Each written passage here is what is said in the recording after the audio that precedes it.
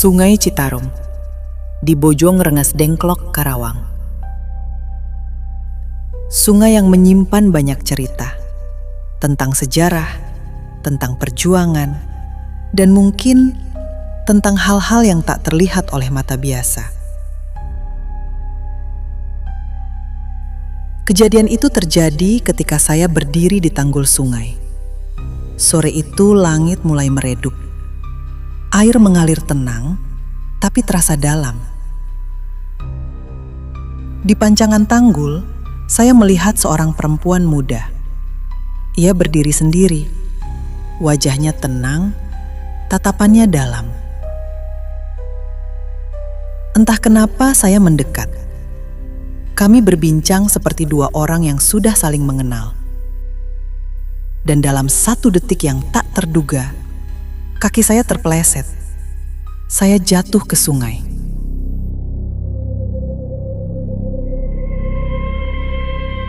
Air menarik tubuh saya ke pusaran. Berputar, semakin dalam, semakin gelap. Saya tidak bisa melawan arus. Sampai tiba-tiba, saya seperti menyentuh dasar. Namun itu bukan dasar sungai. Saya berdiri di sebuah bangunan kuno. Bangunan itu seluruhnya terbuat dari batu, tanpa atap. Langit terlihat jelas di atasnya. Ada beberapa ruangan, dan yang mengejutkan, tempat itu tidak kosong.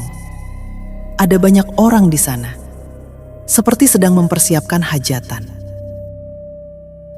Beberapa membuat tusukan sate, dan dagingnya kodok. Saya berjalan bersama perempuan muda itu.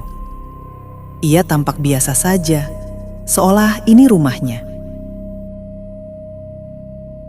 Di salah satu sudut, saya melihat banyak koin berserakan. Ada kursi besar. "Ini kursi ayahku," katanya. "Baginda." Saya terdiam. Ada juga beberapa kotak, tanpa kunci. Rasa penasaran membuat saya meraba salah satunya. Tanpa sengaja, ibu jari saya menggeser garis di tengah kotak itu. Dan kotak itu terbuka. Di dalamnya, ada seorang perempuan separuh baya. Cantik, memakai pakaian putih kebiruan, dengan selendang kuning. Tatapannya tajam, melotot. Saya ketakutan, refleks menutup kembali kotak itu. "Saya tidak sengaja, saya tidak mengambil apapun," kata saya gemetar. Perempuan muda itu berkata pelan, "Tidak ada yang bisa membuka kotak itu kecuali ibuku." Saya terdiam. Perempuan separuh baya itu kemudian berkata, "Tinggallah di sini, temani anakku." Saya menolak. Saya punya anak di dunia atas. Ia menjawab, "Kau masih bisa menengoknya sewaktu-waktu." Saya tetap tidak mau. Lalu ia memberikan saya 3 koin.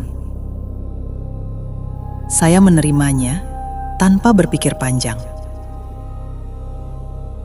Saya mendengar ia memanggil anaknya, "Siba," dan anak itu memanggilnya, "Ambu."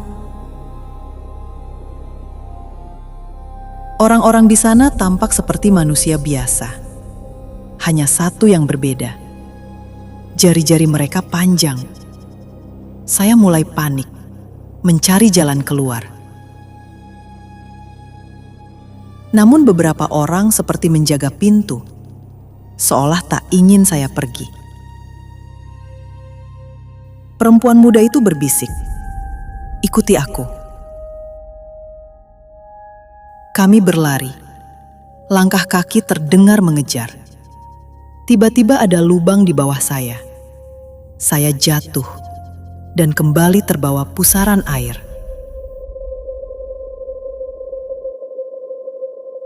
Putaran itu cepat, hingga akhirnya saya muncul di permukaan sungai. Terbaring di Tanggul Citarum, air keluar dari mulut dan hidung saya. Bahkan darah menetes dari hidung. Saya terengah-engah, dan saat saya membuka tangan, 3 koin itu masih ada di genggaman saya. Beberapa waktu setelah kejadian itu, saya kembali mengalami pertemuan dengan perempuan separuh baya tersebut. Di daerah Saguling, dekat PLTA Saguling, di sekitar Sanghyang Tikoro dan Sanghyang Kenit. PLTA Saguling Sanghyang Tikoro. Dalam perbincangan itu, ia menyebut beberapa nama leluhur. Nama-nama besar yang dikenal dalam kisah-kisah lama. Namun saya tidak berani memastikan siapa dirinya. Apakah hanya simbol? Apakah makhluk dari alam lain? Atau hanya bagian dari rahasia ciptaan Allah yang belum kita pahami? Wallahu a'lam.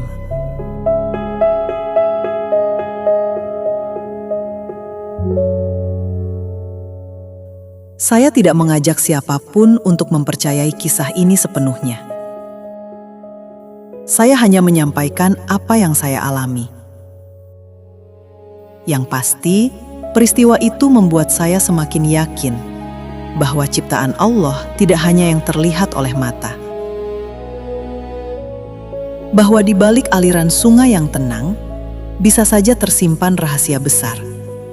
Dan bahwa manusia bukan satu-satunya makhluk yang hidup di bumi ini. Semua itu adalah bagian dari kebesaran Allah Subhanahu wa Ta'ala. Dan sampai hari ini, 3 koin itu masih menjadi pengingat bahwa ada peristiwa dalam hidup yang tak bisa dijelaskan dengan logika saja.